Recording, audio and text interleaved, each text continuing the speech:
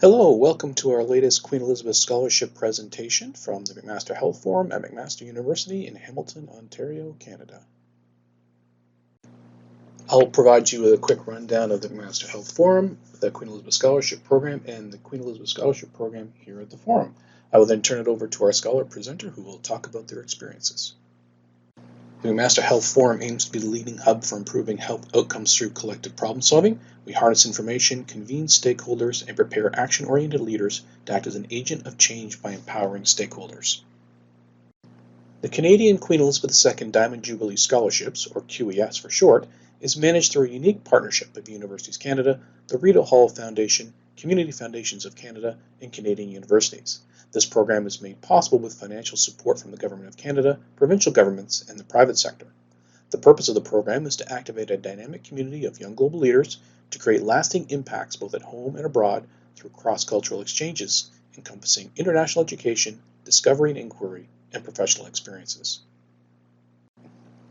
The McMaster Health Forum had a previous Queen Elizabeth Scholarship Program. We were very proud to have been selected as one of 20 Canadian institutions to host a second round of scholars.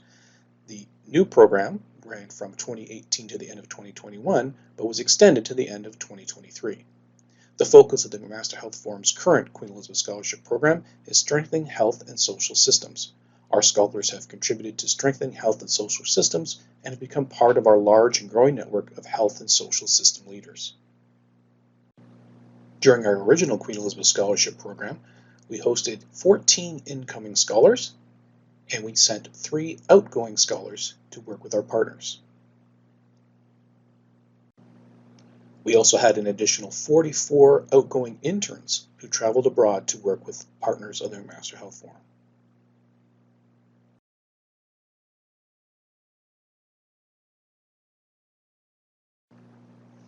For our current Queen Elizabeth Scholarship Program on strengthening health and social systems, we have hosted 7 incoming scholars, and we have sent abroad 24 outgoing interns who have worked with our partners around the world.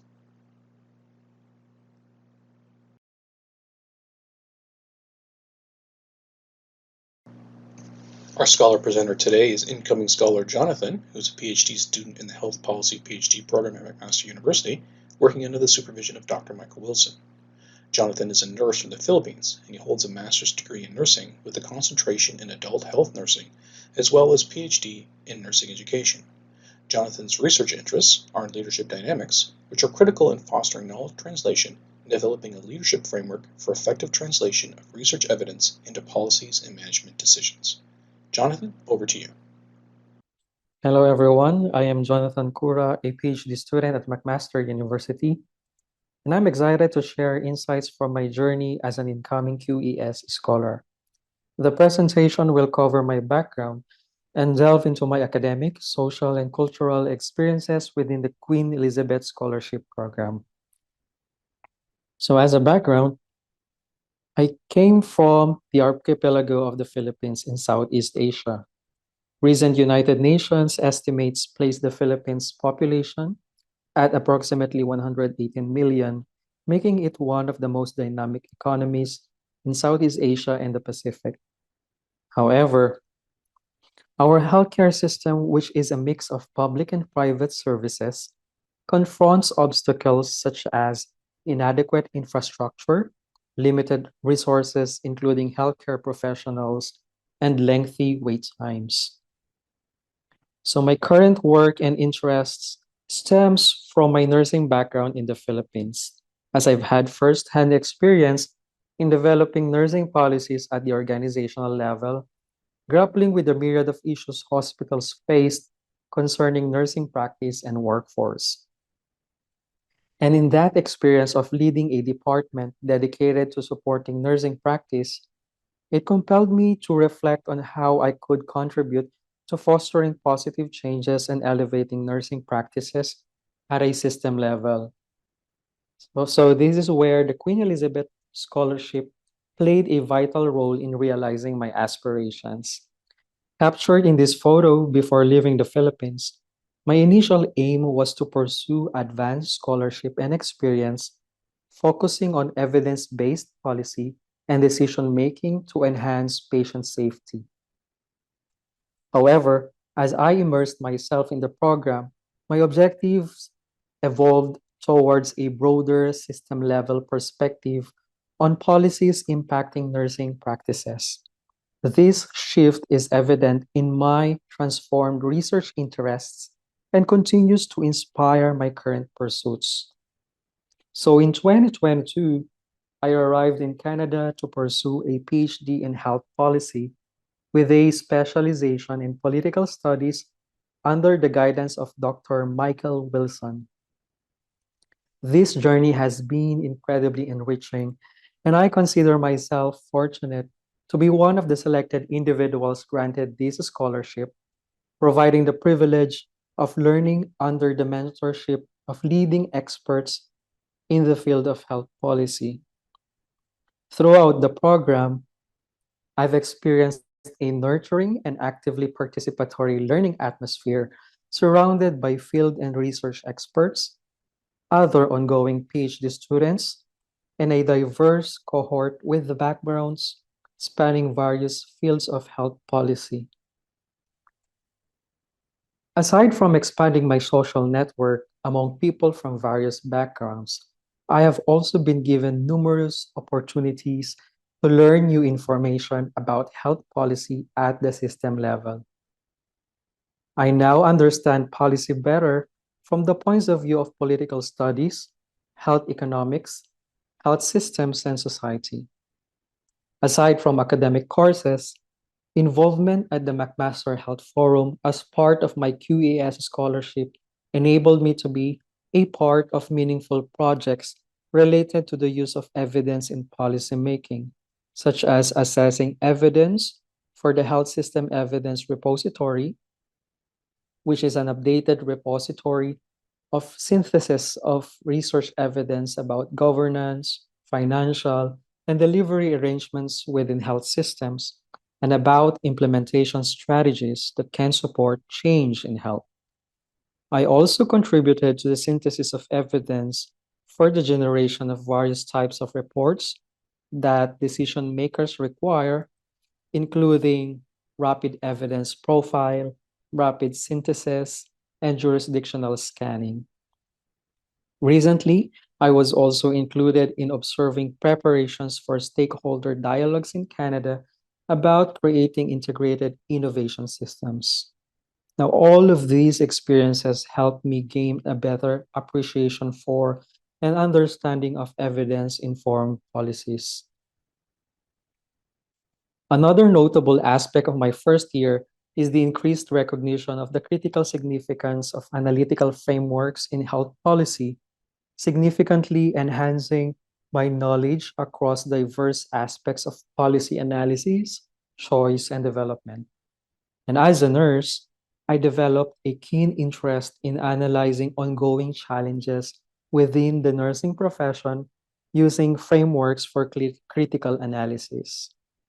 One noteworthy policy involved the imposition of a deployment cap on migrating healthcare workers in the Philippines during the COVID-19 pandemic, when the country's health human resource was extremely challenged as hospital beds had overflowing occupancy.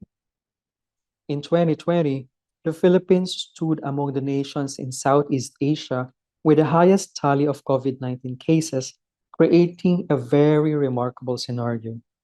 And utilizing the 3I plus E framework, which is a framework that I learned in my academic studies, which covers institutions as government structures and policy legacies, interests of stakeholders' agendas, ideas, including evidence, knowledge, and values, and external factors, has offered me a thorough analytical guide in examining the deployment cap policy. The key significant findings from my analysis indicated that the administration's institutions and leadership style played a crucial role in shaping policy ideas.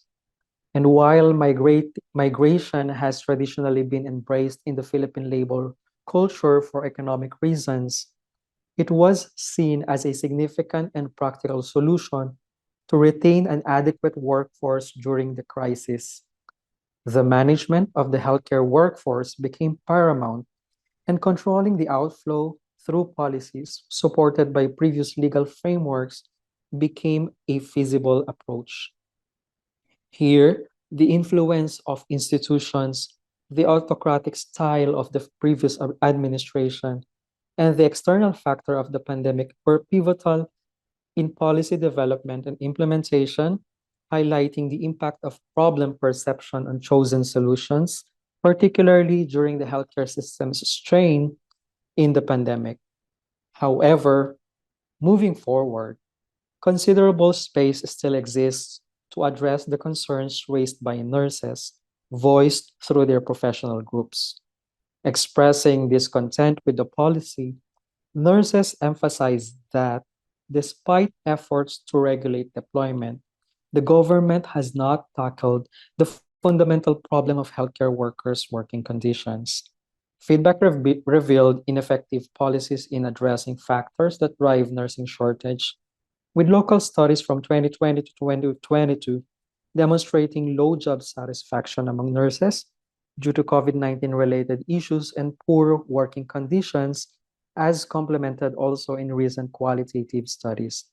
Hence, it will be interesting to observe the policy's development amid changing factors since 2022, especially considering the new president's agenda, which encompasses raising the deployment cap, fostering opportunities domestically, and addressing issues that relate to inadequate benefits and job security.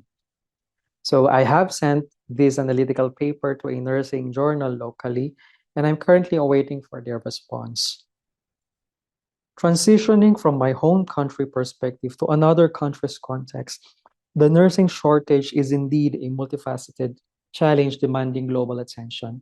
As highlighted in the Philippine scenario, evaluations expose ineffective policies, with studies showcasing nurses' dissatisfaction due to COVID-19 related issues. And extending this concern to Canada, particularly in Ontario, the persistent healthcare worker shortage poses a significant threat to the province's healthcare initiatives and expansion goals amidst ongoing policy changes and workforce growth. This echoes the global challenge, reinforcing urgency for comprehensive policy solutions to safeguard healthcare initiatives and expansion goals. With that, my upcoming research for PhD thesis centers on examining the impact of technology-enabled care, including virtual care, on enhancing nurses' efficiency and healthcare delivery in Ontario in the context of nursing shortage. Preceding the global health crisis, initiatives were in progress to understand the challenges linked to workforce planning. And in Ontario, dialogues facilitated by citizen panels uncovered deficiencies in inefficiently overseeing the supply, composition, and distribution of healthcare personnel. Despite the potential benefits of technology in healthcare improvement, its adoption and integration for enhanced patient care faced gradual progress. So, expanding from the work of Mote and Levis at the Health Forum, this slide illustrates selected areas of exploration for my research. More recently, as the pandemic disrupted healthcare delivery, telemedicine emerged as a practical solution, opening opportunities for innovative alternatives like virtual care to address challenges in traditional in person care. Policies are essential to enable healthcare workers, including nurses, to conduct teleconsultations. So, the exploration of virtual nursing care models and approaches, including the use of experienced virtual nurses to support in person care teams and technology for remote patient monitoring, has gained attention as a response to the ongoing challenges in the nursing workforce. Hence, my interest lies in understanding how technology can support nursing amid staffing limitations and identifying the information crucial for evidence informed policymaking. With that, I plan to investigate this through distinct phases, addressing key research questions.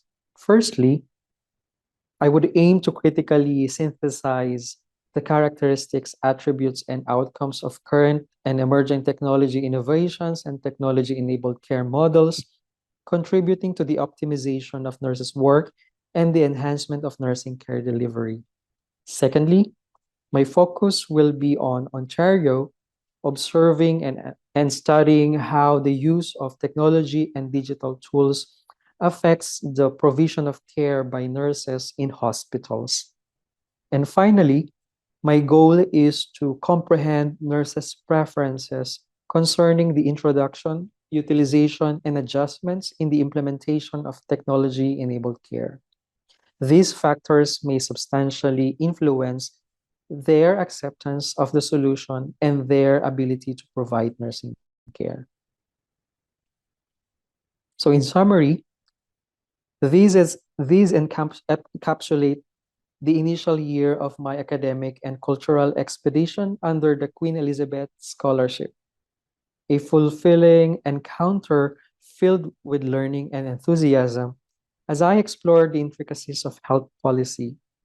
But beyond connecting me with valuable resources and individuals, this experience has provided me the chance to discover new landscapes and appreciate different locales, including here in Ontario, Canada.